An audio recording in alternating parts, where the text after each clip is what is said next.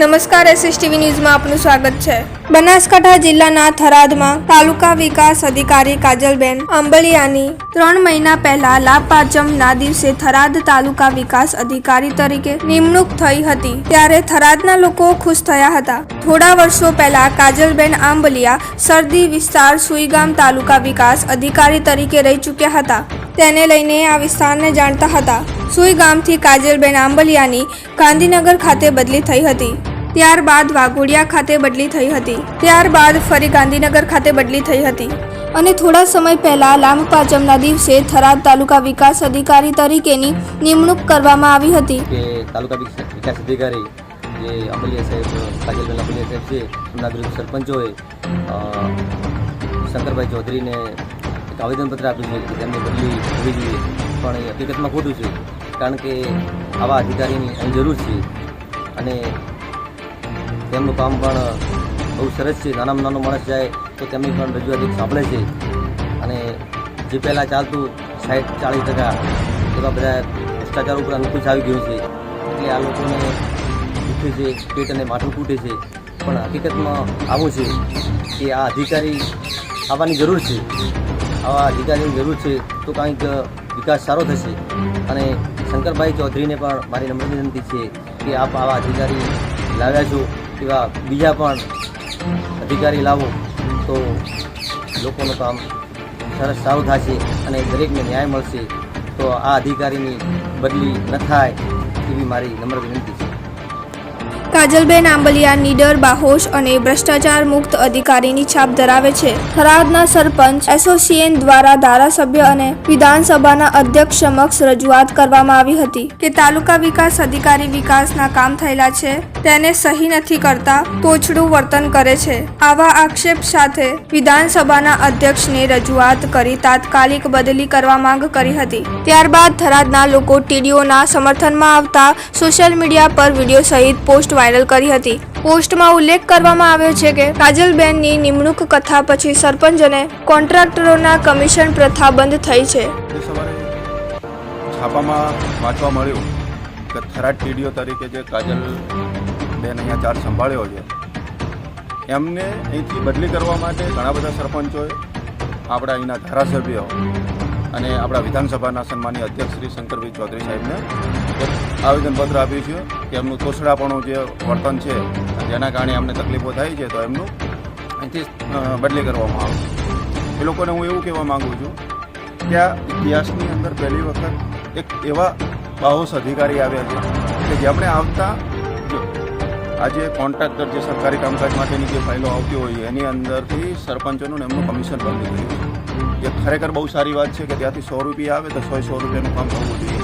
100નું કદાચ નથી થતું, આપણને ખબર જ છે બધું, પણ એની અંદરથી જે પહેલાં 60 રૂપિયાનું થતું હતું તે 90 રૂપિયાનું થાય, બરાબર। એ આપણા વિસ્તાર માટે, થરાદની જનતા માટે બહુ સારું છે અને સાચું કહું તો આ લોકોને ક્યાંક ને ક્યાંક દુખે છે, પેટને ફૂટે છે માથું, અને થરાદનું સૌભાગ્ય કહેવાય કે એવા કાજલબેન જેવા બાહોશ અધિકારી મળ્યા। એટલે હું આ વિડીયોની મારફતે આપણા સન્માનીય અધ્યક્ષ સાહેબને વિનંતી કરીશ કે સાહેબ, તમારું તો પહેલાં અમે આભાર વ્યક્ત કરીશું કે આવા બાહોશ અધિકારીને અહીંયા લાવ્યા। થરાદની જનતા વતી અમે તમારો આભાર માનીએ છીએ અને થરાદની જનતાએ તમને આજે વોટ આપીને જીતાડ્યા છે, તો તમે સરપંચોનું સામે નહીં જોવો ને થરાદની જનતા સામે જોશો ને તો થોડું વધારે સારું, અમને વધારે આનંદ થશે।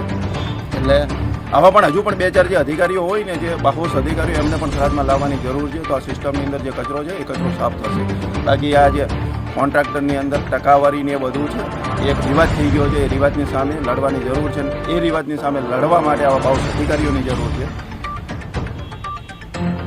સૌપ્રથમવાર ભ્રષ્ટાચાર મુક્ત ટીડીઓ થરાદની જનતાને મળ્યા છે। સાચા અને ભ્રષ્ટાચાર મુક્ત ટીડીઓની સાથે થરાદની જનતા છે। આવા પોસ્ટ વાયરલ કરવામાં આવ્યા છે, બીજા પણ ઘણા પોસ્ટ વાયરલ કરવામાં આવ્યા છે। અત્યારે આજે એક મેં પોસ્ટ જોઈ હતી અને ન્યૂઝપેપર પણ જોયા હતા કે ભાઈ વિધાનસભાના અધ્યક્ષ શ્રી શંકરભાઈ ચૌધરી સાહેબને સરપંચ એસોસિએશન દ્વારા એક આવેદનપત્ર આપવામાં આવ્યું કે થરાદના જે ટીડીઓ છે નવા કાજલબેન આંબલિયા, એમના વિરુદ્ધનો કે તોછડું વર્તન હકીકત કંઈક જુદી છે કે તોછડું વર્તન સરપંચો વતી નથી, પણ જે તાલુકા પંચાયતની અંદર જે વર્ષોથી ભ્રષ્ટાચારનો અડ્ડો બની ગયો હતો, 60 40નો જે રેશિયો ચાલતો હતો 60% કામ કરવાનું, 40% જે સરપંચ અને અધિકારીઓ વચ્ચે વેઠી લેવાના. અને સરપંચ ન કહીએ તો ચાલે, એમને કોન્ટ્રાક્ટર કહીએ તો પણ ચાલે, કારણ કે સરપંચ એક કોન્ટ્રાક્ટર હતા અને ઘણા બધા તલાટીઓ પણ કોન્ટ્રાક્ટર બની ગયા હતા, જેથી લોકોનું જે કામ કરવાનું હતું એ થતું નહોતું અને એમનું ખુદનું કામ કરતા હતા. જેના લીધે પંચાયતોનો ઘણો બધો ભ્રષ્ટાચાર થયો હતો. શંકરભાઈ ચૌધરી સાહેબનો આભાર માનવો જોઈએ થરાદની જનતાએ. એક આવા ઈમાનદાર ટીડીઓને અહીંયા મૂક્યા છે, જેના લીધે થરાદની તમામ જનતાનું, નાના મોટા લોકોનું, નાના વિધના લોકોનું કામ થઈ રહ્યું છે. અને એટલા બધા જાગૃત છે કે એમના સોશિયલ મીડિયાની પોસ્ટ હશે તો ખ્યાલ આવશે કે ક્યાંક નાનો મોટો ભ્રષ્ટાચાર થતો હશે તો એ ઉજાગર કરે છે અને એને અટકાવે છે. મેં એમને જોયા છે કામ કરતો. સવારના 9 વાગે નીકળી જવાનું, સાંજે 7 વાગે આવવાનું, પંચાયતમાં હાજર રહેવાનું, તમામ લોકોનું નાનું મોટું કામ કરવાનું. તો આ લોકોને માથું દુખી રહ્યું છે, પેટ તૂટી રહ્યા છે, કોઈ પેટ દુખતા હોય તો માથું દુખી રહ્યું છે, એવી પરિસ્થિતિ એમને થઈ ગઈ છે, જેને લીધે લોકોની અંદર એમના વિરુદ્ધમાં એક ષડયંત્ર કરી અને આવો એક ઘાટ કર્યો છે. પણ હકીકતમાં હું તો કહું છું કે આ ટીડીઓ બેન અત્યારે નહીં પણ વર્ષો સુધી થરાદમાં રહે અને થરાદનો વિકાસ કરે એવો શંકરભાઈ શ્રીને અમે વિનંતી કરીએ છીએ. અને હજુ અમુક ઓફિસોમાં જે ભ્રષ્ટાચાર ચાલી રહ્યો છે ત્યાં પણ આવા ઈમાનદાર લોકોને લઈએ, જેથી કરીને થરાદનો વિકાસ અવિરત ચાલુ રહે.